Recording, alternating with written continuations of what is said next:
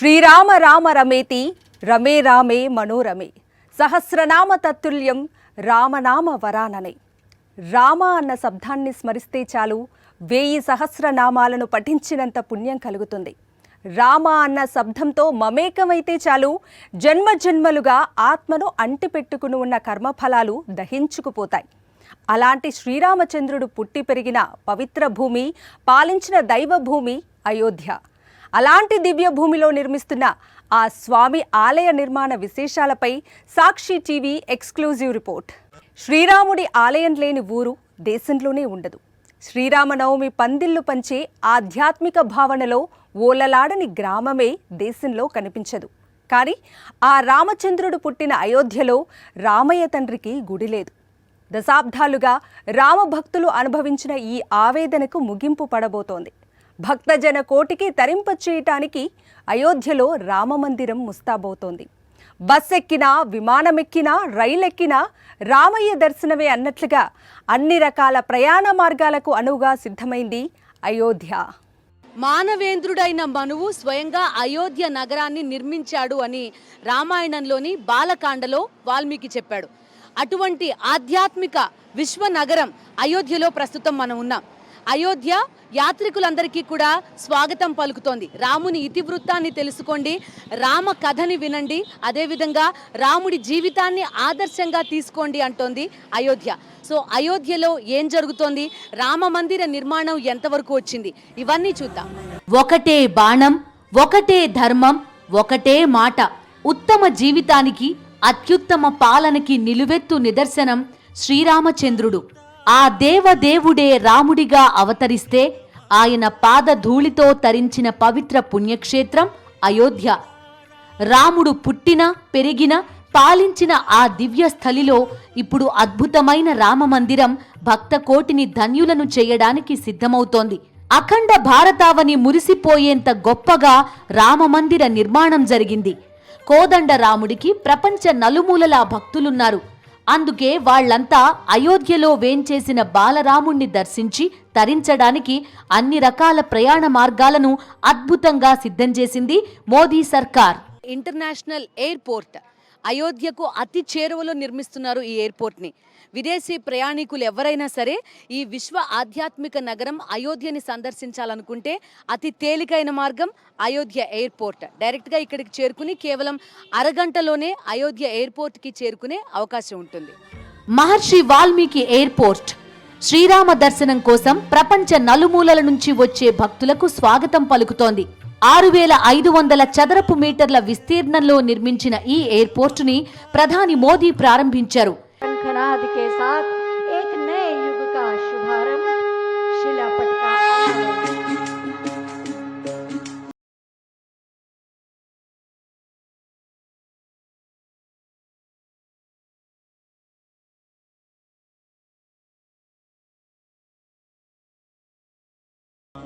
Airport తొలిదశ పనుల కోసం 1500 కోట్ల రూపాయలు ఖర్చు చేశారు. రామ మందిరాన్ని పోలి ఉండేలా ముఖద్వారం డిజైన్ చేశారు. ఎయిర్పోర్ట్లో రాముడి జీవితాన్ని వివరించేలా ఇంటీరియర్ డిజైన్ చేశారు. రామాయణ ఘట్టాలను స్మరణకు తెచ్చే మ్యూరల్ పెయింటింగ్స్ భక్తులకు కనువిందు చేయనున్నాయి. అయోధ్య నగరానికి కేవలం 15 కిలోమీటర్ల దూరంలో ఎయిర్పోర్ట్ని నిర్మించారు. ఏటా 10 లక్షల మంది ప్రయాణికుల రాకపోకలు జరిగేందుకు వీలుగా దీన్ని నిర్మించారు. 2వ దశ పూర్తయిన తర్వాత ఏటా 60 లక్షల మంది ప్రయాణికుల వరకు రాకపోకలు సాగించవచ్చు. పూరీ దునియా उत्सुकता के साथ 22 जनवरी के ऐतिहासिक क्षण का इंतजार कर रही है. ऐसे में अयोध्या वासियों में ये उत्साह, ये उमंग बहुत स्वाभाविक है. भारत की मिट्टी के कण कण और भारत के जन जन का मैं पुजारी हूं और मैं भी आपकी तरह उतना ही उत्सुक हूं. हम सभी का ये उत्साह, ये उमंग थोड़ी देर पहले अयोध्या की सड़कों पर भी पूरी तरह नजर आ रहा था। ऐसा लगता था कि पूरी अयोध्या नगरी ही सड़क पर उतर आई हो। इस प्यार, इस आशीर्वाद के लिए मैं आप सभी का हृदय से आभार व्यक्त करता हूं। सियावर रामचंद्र की, सियावर रामचंद्र की, सियावर रामचंद्र की। అయోధ్య రైల్వే స్టేషన్ భవ్య రామ మందిర నిర్మాణం కనుక పూర్తయితే ఈ విశ్వ ఆధ్యాత్మిక నగరం అయోధ్య సరికొత్త రూపును సంతరించుకోబోతోంది. అదేవిధంగా భక్తుల తాకిడి కూడా విపరీతంగా పెరుగుతుంది. అందుకు తగ్గట్టుగానే ఈ అయోధ్య రైల్వే స్టేషన్లో కూడా అభివృద్ధి పనులు జరుగుతున్నాయి. 2 ఫేజ్ల కింద అభివృద్ధి పనులు జరిగాయి. ఒకటి ఎలక్ట్రిఫికేషన్, అదేవిధంగా డబుల్ లైన్ పనులు ఇప్పటికే పూర్తయ్యాయి.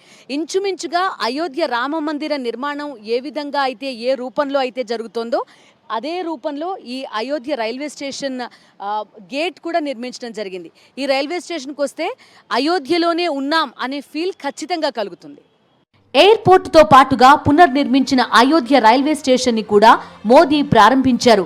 దీనికి అయోధ్య ధామ్ అని పేరు పెట్టారు. 240 కోట్ల రూపాయల ఖర్చుతో ఈ రైల్వే స్టేషన్ని రీడెవలప్ చేశారు.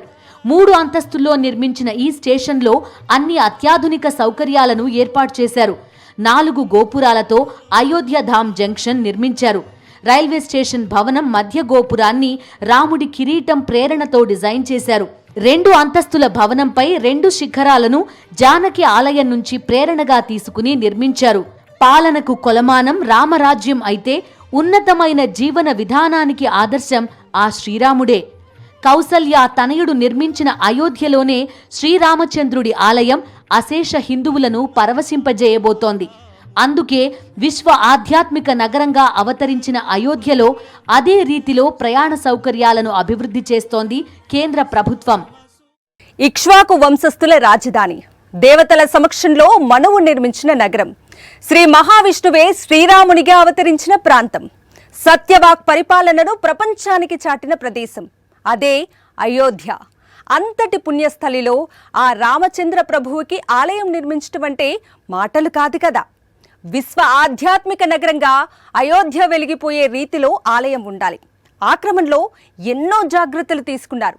సనాతన విలువలకు ప్రతిబింబంలా నిలిచే విధంగా నాగర శైలిలో ఆలయాన్ని నిర్మించారు. రామ మందిర నిర్మాణంలో దక్షిణ ద్రావిడ శైలి ప్రభావంతో పాటు పంచాయతన సాంప్రదాయము దర్శనమిస్తాయి. దృఢమైన కట్టడానికి అవసరమైనవి అనగానే మనకు మొదట గుర్తుకొచ్చే వాటిలో ఇనుము ఒకటి. కానీ 2500 సంవత్సరాల వరకు చెక్కు చెదరని రీతిలో నిర్మిస్తున్న అయోధ్య రామ మందిరంలో మాత్రం ఎక్కడా ఇనుము అన్నదే ఉపయోగించలేదు. మీరు విన్నది నిజమే. ఎందుకు ఇనుము ఉపయోగించలేదో మీరే చూడండి. ఈ మొత్తం ఆలయ నిర్మాణంలో ఎక్కడా కూడా ఇనుము ఉపయోగించలేదు. నేను ఇక్కడ ఆర్కిటెక్ట్స్ని కానీ లేకపోతే ఇక్కడుండే ప్రాజెక్ట్ వీళ్ళని కానీ ఎల్ఎన్టీ వాళ్ళతో కానీ మాట్లాడినప్పుడు వాళ్ళు చెప్పిన ప్రధానమైన కారణం ఏంటంటే ఇనుము తుప్పు పట్టి పాడైపోతుంది. అదేవిధంగా ఆలయంలో గతంలో చూసాం మనం, ఉత్తరాఖండ్ ఆలయాల్లో వరదలు వచ్చి ఆలయం కొట్టుకుపోయినప్పుడు ఆ లోపల ఏవైతే కొట్టుకుపోయిన రాళ్ళు ఇవన్నీ ఉన్నాయో లోపల వాళ్ళకి కాపర్ క్లిప్స్ కనిపించాయట. వాటన్నింటినీ బైండ్ చేసి ఉంచేది కాపర్ వాడారు, ఇనుము కాదు. ఎందుకంటే తుప్పు పట్టకుండా ఉంటుంది, ఏళ్ల తరబడి మన్నుతుంది అని. సో దాన్నే ఆదర్శంగా తీసుకుని ఈ మొత్తం ఆలయంలో మొత్తం ఎక్కడైనా ఉపయోగిస్తే ఈ శిలలని లేకపోతే స్తంభాలని బైండ్ చేసి ఉంచడం కోసం అని చెప్పి కాపర్ క్లిప్స్ వాడారు తప్పితే ఎక్కడా కూడా ఐరన్ వాడలేదు అని చెప్తున్నారు. అదేవిధంగా ఇనుము వాడకపోవడానికి మరొక కారణం ఏంటంటే అయస్కాంత శక్తిని, అయస్కాంత తరంగాలని మ్యానిపులేట్ చేయగలుగుతుంది, డిస్టర్బ్ చేయగలుగుతుంది ఐరన్. సో ఇటు కాస్మిక్ ఎనర్జీ ఆకాశం నుంచి దేవుడి విగ్రహం పైన పడుతుంది అని చెప్తారు. అదేవిధంగా భూ ఆకర్షణ శక్తి ఉంటుంది. వీటన్నిటినీ కూడా ఇనుము కొంతవరకు డిస్టర్బ్ చేస్తుంది అని చెప్తారు. ఇలా ఏమీ జరగకుండా ఉండడం కోసం దీని వెనకాల సైన్స్ ఉంది. ఈ కారణాలతోటి మేము ఎక్కడా కూడా ఇనుము వాడలేదు అని చెప్పి ఇక్కడ శిల్పులు కానీ నిర్మాణ సంస్థలు కానీ చెప్తున్నాయి. ఎక్కడా ఇనుము ఉపయోగించకపోతే మరి ఆలయ పటిష్టత సంగతి ఏంటి? అసలు స్తంభాలు ఎలా నిలబడతాయి? ఈ నిర్మాణ విధానంలో ఉన్న శాస్త్రీయత ఏంటి? ఇలా చాలా సందేహాలు రావడం సహజమే. ఆ సందేహాలను అయోధ్యలోనే నివృత్తి చేసుకుందాం పదండి. రామమందిర నిర్మాణంలో ఉపయోగిస్తున్న స్తంభాలు ఇవన్నీ కూడా ఇప్పటికే వీటన్నిటిని పూర్తి స్థాయిలో డిజైన్ చేశారు. చూడండి, మనం ముందు చెప్పుకున్నాం కదా ఎలాగ ఇనుము లేకుండా ఈ స్తంభాల్ని ఉంచగలుగుతున్నారని. ఇక్కడ చూడండి, దీనికి సంబంధించి ఈ స్తంభానికి ఇటువంటి ఒక నిర్మాణం ఇచ్చారు. ఇక్కడ చూడండి, ఈ స్తంభానికి ఇలా ఒక ఇది ఇచ్చారు. సో దీన్ని తీసుకొచ్చి డైరెక్ట్గా దీనిలో ఫిట్ చేస్తారనమాట, అంతే. అదర్ దాన్ దట్ దీనిలో ఇంకా ఎటువంటి సిమెంట్ కానీ లేకపోతే ఎటువంటి ఐరన్ కానీ యూజ్ చేయలేదు, కేవలం దీన్ని ఇలా. అయితే ఇందులో ప్రత్యేకత చాలా ఉన్నవాళ్ళు ఎవరు అంటే జైపూర్కి చెందిన శిల్పులు, కళాకారులు. సో వాళ్ళ ఆధ్వర్యంలోనే ఈ స్తంభాలన్నింటినీ తయారు చేశారు. ఆ స్తంభాలన్నింటినీ కూడా ఇదే రీతిలో అన్ని స్తంభాలని కూడా ఫిట్ చేయించారు. నా వెనక కూడా చూడండి, మీకు మొత్తం అన్ని స్తంభాలు కనిపిస్తున్నాయి కదా ఆలయ నిర్మాణంలో. ఆ స్తంభాలన్నీ కూడా ఇలాగా ఫిట్ చేసినవి అనమాట. సో ఈ మొత్తం ఎక్కడా కూడా ఇనుము అనేది ఉపయోగించలేదు. మొత్తం నిర్మాణంలో మొత్తం అన్నీ కూడా శిలలతోనే పూర్తి స్థాయిలో నిర్మించారు. అదేవిధంగా ప్రధాన ఆలయంలో ఏదైతే రామ్లల్లా విగ్రహం ఉండబోతోందో అది మైసూర్కి సంబంధించిన కృష్ణశిలతోటి నిర్మించారు. మనం ఇంతకుముందే చెప్పుకున్నట్టుగా యాదాద్రిలో ఏదైతే కృష్ణశిలని ఉపయోగించి ఆలయ నిర్మాణం అంతా జరిగిందో అటువంటి కృష్ణశిలని ఉపయోగించే ఇక్కడ కూడా ఆలయంలో ప్రధాన విగ్రహం తయారు చేశారు. ఉపాలయాల్లో విగ్రహాలన్నీ కూడా సమ ప్రాధాన్యత కల్పించారు. ఇప్పుడు నేను చెప్పినట్టు ఇప్పుడు మనం బాహ్య ప్రకోట దగ్గర ఉన్నాం, ఇదే బాహ్య ప్రకోట. సో ఇది దాటి లోపలికి వెళ్ళగానే కూడా మనకి ఈ ఉపాలయాలన్నీ కూడా కనబడతాయి. అష్టభుజి ఆకారంలో మొత్తం ఆలయం కూడా కనబడుతుంది. ప్రస్తుతం కేవలం ఒక అంతస్తుకి సంబంధించి పని మాత్రమే జరుగుతుంది. దీనిపైన మొత్తం 3 అంతస్తులుగా ఈ ఆలయ నిర్మాణం మొత్తం జరగబోతోంది. ఈ పైన ఇంకా సూర్యవంశానికి సంబంధించి శ్రీరాముడు వంశం సూర్యవంశం కాబట్టి ఆ వంశానికి సంబంధించి జెండాలు కూడా ఈ పైన రాబోతున్నాయి. సో మనం బాహ్య ప్రకోట ప్రాంతం దాటి లోపలికి వెళ్ళబోతున్నాం. ఒకసారి ఈ ప్రాంతాన్ని కూడా దాటి లోపలికి వెళ్దాం రండి. ఆ శ్రీరామచంద్రుణ్ణి స్వయంగా చూసింది. బాలరాముడి ఆటలకు మురిసిపోయింది. వనవాసం వెళుతున్నప్పుడు కన్నీరు పెట్టుకుంది. జానకిరాముడి పట్టాభిషేకం చూసి సంబరంతో పరవళ్లు తొక్కింది. రామచరితలో ముఖ్యమైన ప్రతి ఘట్టానికి ప్రత్యక్ష సాక్షి సరియు నది. ఈ అయోధ్యలో రామమందిరం ఎప్పుడు నిర్మాణమవుతుందంటూ అటు వచ్చే ప్రతి భక్తుణ్ణి తన కెరటాలతో తడుతూ అడుగుతూ ఉంటుంది. 100 ఏళ్ల సరియు నది నిరీక్షణ ఫలించడానికి ఇక మిగిలింది కొన్ని రోజులే. ఇదిగో ఇదే సరయూ నది. రామచరితకు ప్రత్యక్ష సాక్షి సరయూ నది. శ్రీరాముడి జీవితంలో సరయూ నదికి ఉన్న అనుబంధం అంతా ఇంత కాదు. శ్రీరాముడి అవతరణ నుంచి బాల్యం, రాజ్యవైభవం వీటన్నింటికీ కూడా సజీవ సాక్ష్యం ఈ సరయూ నది. అదేవిధంగా శ్రీరాముడు తనువు చాలించింది కూడా ఈ సరయూ నది దగ్గరే. సో ఇలా సరయూ నది ప్రతి అంకంలోనూ శ్రీరాముడి జీవితంతో పెనవేసుకుని ఉంటుంది. అందుకనే సరయూ నదికి హారతి సమర్పిస్తూ ఉంటారు ప్రతిరోజు సాయంత్రం. అయోధ్యకి వచ్చిన ఎవరైనా సరే ఈ సరయూ హారతి చూడాల్సిందే. గంగా హారతికి ఎంత ప్రాధాన్యత ఉంటుందో సరయూ హారతికి కూడా అంతే ప్రాధాన్యత ఉంటుంది. సో సరయూ హారతి చూద్దాం.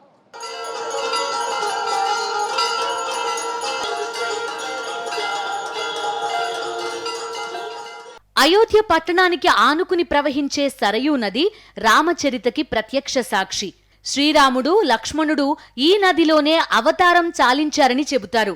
శ్రీరాముడు ప్రత్యక్షంగా చూసిన సరయూ నది తన తీరంలోనే నిర్మాణమవుతోన్న రామమందిరాన్ని చూసి తన్మయం చెందుతుంటే నిత్యం సరయూ నది హారతి కార్యక్రమాన్ని చూసి భక్తజన కోటి పులకిస్తూ ఉంటుంది. సరయూ నదికి హారతులిస్తున్న దృశ్యం ప్రస్తుతం మనం చూస్తున్నాం. రాముడితో అనుబంధం పెనవేసుకున్న రాముడి ప్రతి జీవిత ఘట్టంలోనూ భాగమైన సరయూ నదికి హారతిస్తూ భక్తి శ్రద్ధలతో అయోధ్య వాసులంతా కూడా కొలుస్తారు. అయోధ్య ఎప్పుడొచ్చినా కూడా సరయూ హారతి, అదేవిధంగా దీపావళి రోజు జరిగే అయోధ్య దీపోత్సవం, ఈ రెండు కూడా మిస్ అవ్వకండి.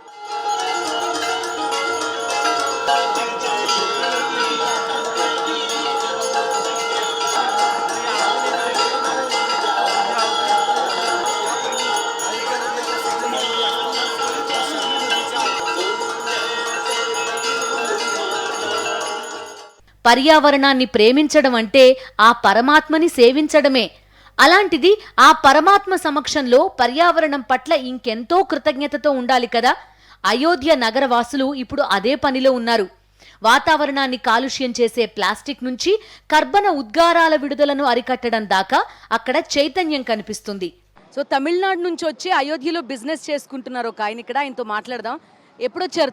కब आए थे तमिलनाडु? बहुत अच्छा है. मैं तमिलनाडु से 12 साल पहले महाराष्ट्र आया. अभी महाराष्ट्र से 2 साल पहले अयोध्या आया. अब बिजनेस कैसा है यहाँ? बहुत अच्छा, बहुत अच्छा. पहले कैसा था? पहले से भी बहुत अच्छा. हर दिन प्रमोट हो रहा है, हर दिन ग्रोथ हो रहा है. बहुत अच्छा हो रहा है. అయోధ్యలో మనకు కనిపించే ఇంకొక ఇంపార్టెంట్ అంశం పర్యావరణ హిత పరిస్థితులు కూడా. చూస్తున్నారు కదా, ఇదన్నీ మొత్తం మట్టి కప్పులు. మట్టి కప్పుల్లోనే మనకి టీ ఇస్తారనమాట. సో టీ తీసుకుని మనం మట్టి కప్పులో తాగి డిస్పోజ్ చేసేయచ్చు. అయితే దీంట్లో 2 లాభాలు. ఒకటి, ఇక్కడ ప్లాస్టిక్ వాడకాన్ని చాలా వరకు తగ్గించవచ్చు. అదేవిధంగా 2, ఈ కుమ్మరి వాళ్ళు ఎవరైతే ఈ మట్టితోటి చిన్న చిన్న వస్తువులు, కప్పులు ఇవన్నీ చేసుకుంటారో వాళ్ళకు కూడా లాభం. ఎందుకంటే ఇవి రీసైకిల్ అవుతూ ఉంటాయి, వాళ్ళకి పని కూడా దొరుకుతుంది. అదేవిధంగా ఇంకొక అంశం మనం ఇక్కడ కనిపించేది ఈ రిక్షా. ఈ రిక్షా ఇది 160 కిలోమీటర్స్ ఒకసారి ఛార్జ్ చేస్తే అవుతుంది, తక్కువ ప్రైస్లో వస్తుంది. ఇక్కడున్న చాలామందికి ఇలాంటి ఈ రిక్షా అనేది ఇచ్చారు వీళ్ళు. సో వీళ్ళంతా దీంతో స్వయం ఉపాధి కూడా పొందుతున్నారు. సో మనం కూడా ఒకసారి ఈ రిక్షాలో ట్రావెల్ చేద్దాం. అలాగే సరయూ నది ఎలా ఉంటుందో మనం ఈ రిక్షాలో చూద్దాం రండి.